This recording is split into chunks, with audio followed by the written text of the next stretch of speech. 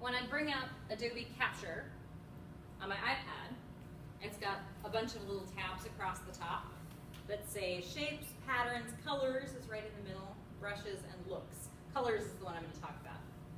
So that's what it looks like when I bring it up here. Sign in. If I go to, yeah, so you have to know your Adobe. If you want to save it, it should, oh no, it won't even let you. Yeah, I have it somewhere in my magic book of passwords. Yeah, so you can just watch me. You can, yeah, take a minute to follow along. Okay. In a second. You can also, I think, go to the website version, which if you just type in color.adobe.com. So here's how it works. So that's, the color map is sort of how to deal with, I pick a color and I put it down. This app sort of helps you, how do you choose a collection of colors? How do you find a set of colors that you want to use for your project? And it helps you capture them sort of from the world. So let me show you up here first, and I'll show you the app. So from the website version, there's this little camera icon that shows up right here. It says create from image. And if you click that, it's going to ask you to pick an image. Let's pick an image of, you know, a photograph or something. Let's see if I have something on here. Here, this dress will work. Oh, cool. Open it. And what it's going to do is it zooms around and it tries to find colors and pick them out of this image that you loaded. You can click these little bubbles and drag them around if you don't like the ones that it's picked. There are also some options. I think under, yeah, there's a little button right here where you can pick if I want muted colors out of this or dark or colorful, whatever color mood means.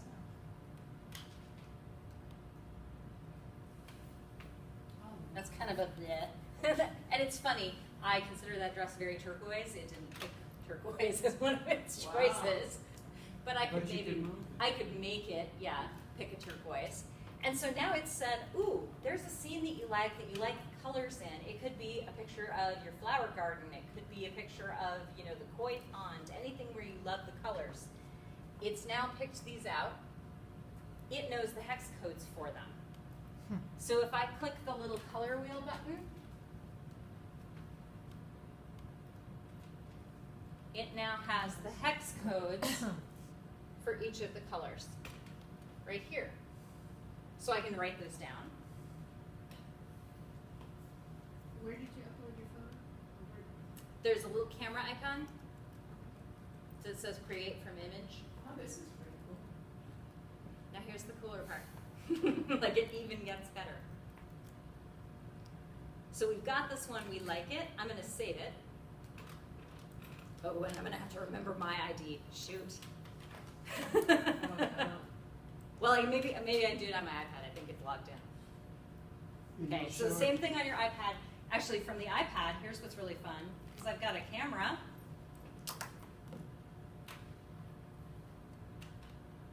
Here's the color palette for our class. It found a lot of brown. Let's see, I'm going to name that one class. And it works the same way. I hit it, it remembers the hex codes. All right, save color theme. So now it's added it to my, my collection of colors here. You can see all of them. Here's the cool part. When I go over to Photoshop, there's a window that's called Libraries.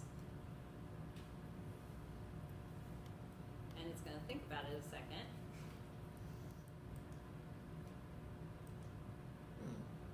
There we go, class.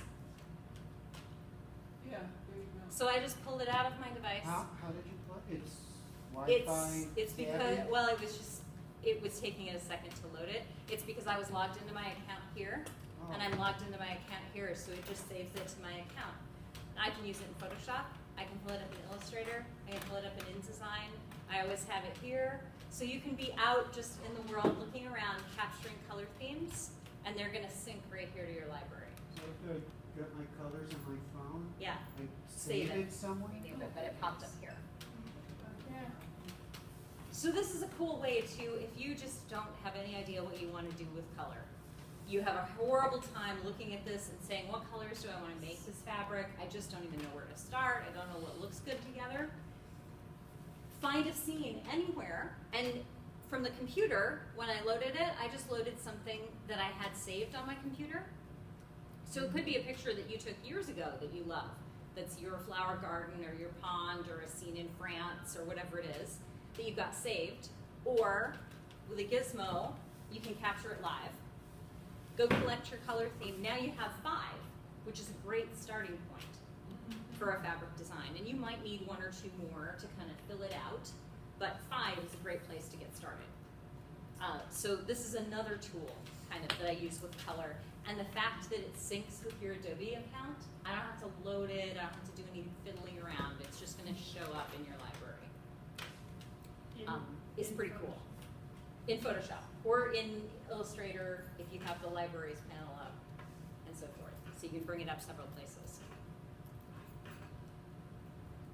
All right. That's So pretty cool. there's Adobe Color that we talked about a little bit as a tool that you can use. Now, pokey internet. There we go. Okay, so here's just a couple of screenshots so you can see. You can name your color theme when you go to save it off of the iPad. That's a screenshot from the iPad. And you can choose a library. It, by default, just calls it My Library, but if you want to label it because you're working on a project, you can call it, you know, that project name or whatever. And then there it shows up as your color theme. And same thing, if you hover over it, it's going to give you the hex code, but you can also pick swatches out of this, and if you click it, then it adds it to that little palette on the bottom of your toolbar. So it works the same way. And we're doing this as a means of a starting point with color, even though they don't match up to the spoonflower colors. Right. And But it's a starting point. It's a for us. starting point, and you could tweak them to match this. Now this is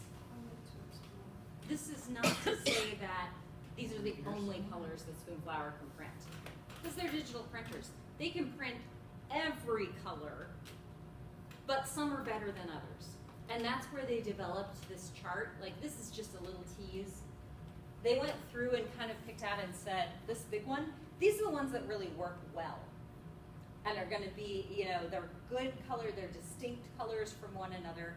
Because I've learned, working with color on Spoonflower, when you get to work with red, if I step out here a little bit, there is not really a very good, bright, kind of primary fire engine red. It just doesn't exist.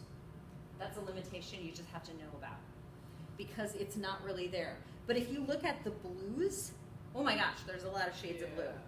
So they have a bigger, much bigger gamut on blues. So colorway, and a colorway is what we were just capturing on the app, this set of 5 colors. A colorway is something you talk about with fabric. It's the set of colors for your fabric. So when you do a design, it has 5 colors or 8 colors that are in it. You call that a colorway. And often for fabric, you have the same design, but you make it in 3 different colorways. And 3 is a very typical number for that. Here's an example. This is our friend Sharon Scrummy again. This is her triangle something pattern in the tangerine colorway and the dusk colorway, she calls them. So the set of colors that makes this up is a colorway. The set of colors that makes this up is a colorway. Oh, I'd like to know how she did that design. That was pretty cool. Yeah, she mostly hand draws. So I'm guessing it was just a bunch of hand-drawn triangles that then she probably painted with a paint bucket. Yeah, okay. And the cool thing about these two is there's really not much difference between the 2 colorways, except the background is bright orange and blue. I kind of love that because they do look very different, but they have a lot of colors in common. Yeah. What I want you to do with your Legos is match your Legos to your color guide. You can find hex codes for your Legos because it just so happens Legos and Spoonflower. I think the little color guide is gonna go. So I think it's super helpful if you figure out what matches and write it down on the scrap of paper. Just write your hex codes down so you can look back at them. Oh. Yeah. And it might be handy to have them written down later. So find a scrap of paper, yeah, steal one off the table. Use the color guide to match your Legos and get the hex code. And for your design, you can use the colors that are in your Legos plus one more. Any color you want to for that one more. So black or white might be a color you want to use, or something that contrasts whatever you've got in front of you. But pick them out, write them down on the scrap of